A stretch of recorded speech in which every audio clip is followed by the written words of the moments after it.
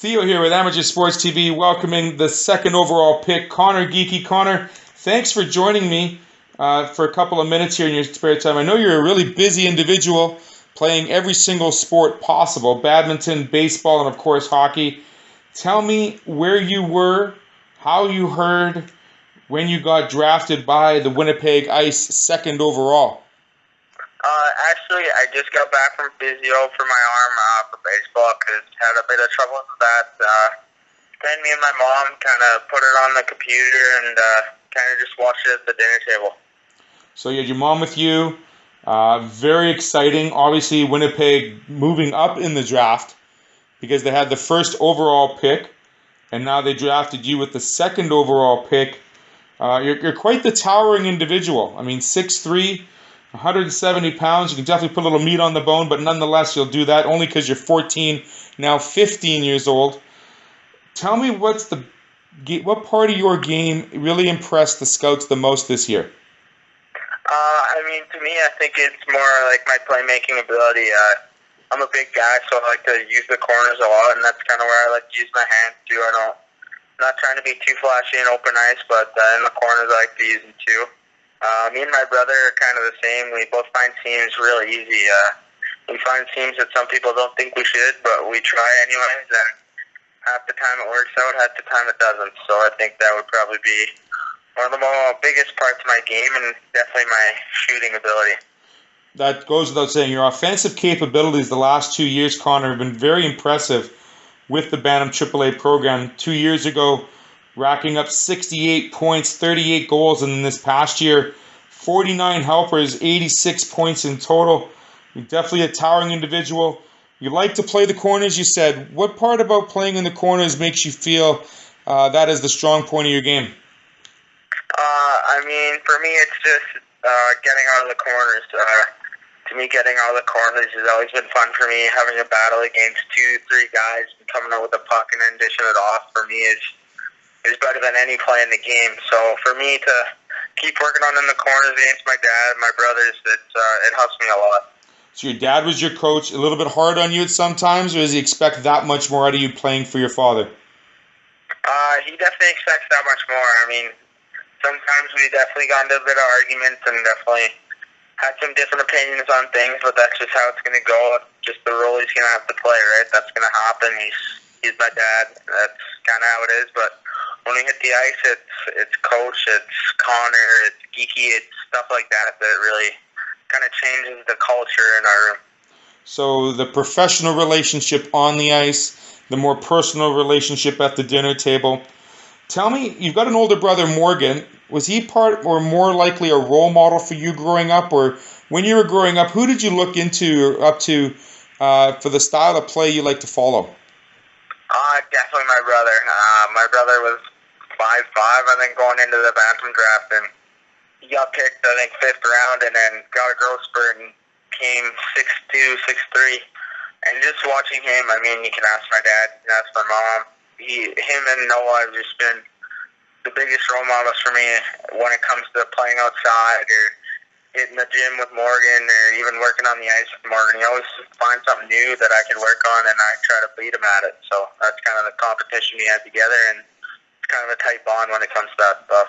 Absolutely. Having that older brother is definitely a pair of shoes you have to fill, or not necessarily fill, but make your own path, so to speak. You talked about the gym with your brother Morgan and your brother Noah. What kind of things did you guys work on together in terms of training? Was there a certain set of exercises your brothers brought to the table that kind of helped you out and developed your off and on ice capabilities? For us, it was just more dynamic stuff, body weight stuff, and definitely the legs. I'm a pretty lanky kid, so I gotta try and get the legs a bit bigger and hopefully get stronger. Skating's definitely not my strongest point, so hope to get stronger there and become as fast as I can. Right on. So we're going to work on the skating over the summer. You are playing baseball as well, I heard. Is that going to be the main focal points for you in the off season here? Definitely will be one of the top ones, but pretty committed to hockey right now, so any opportunity I can to get on the ice, I'm going to get on the ice, but definitely going to play baseball for as long as I can and just keep trying to be as good as I can at that and keep playing hockey for sure. So is there ice still available for you now, or is it kind of few and far between rinks?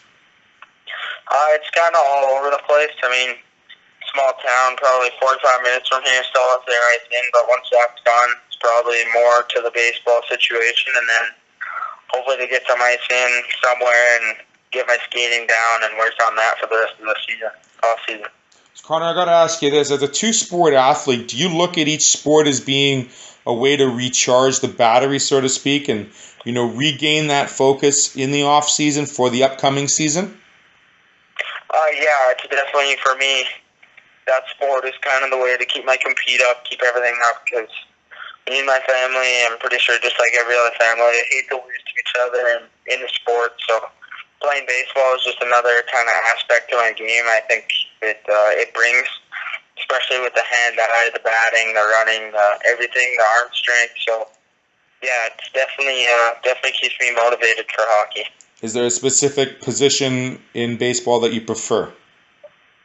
Shortstop, probably, just because it's probably the most versatile. You can do anything there, and I really enjoy it.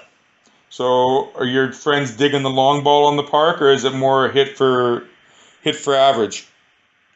I'm definitely a long ball type guy. I strike out a decent amount, but definitely when I get my pitch, I can do something with it.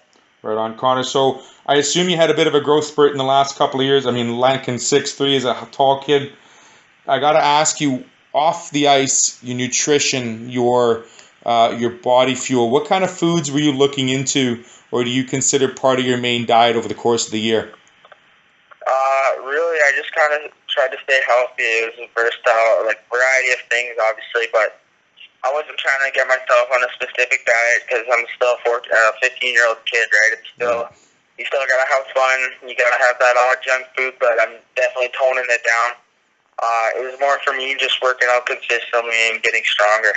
So when you heard the news, did Winnipeg give you a phone call and say, hey, how are you? We got you on the board. Congratulations. We look forward to working with you kind of thing. Have you talked to them lately? Yeah, I definitely have talked to a couple of them, and they're a great organization. I couldn't be happier with who I'm with.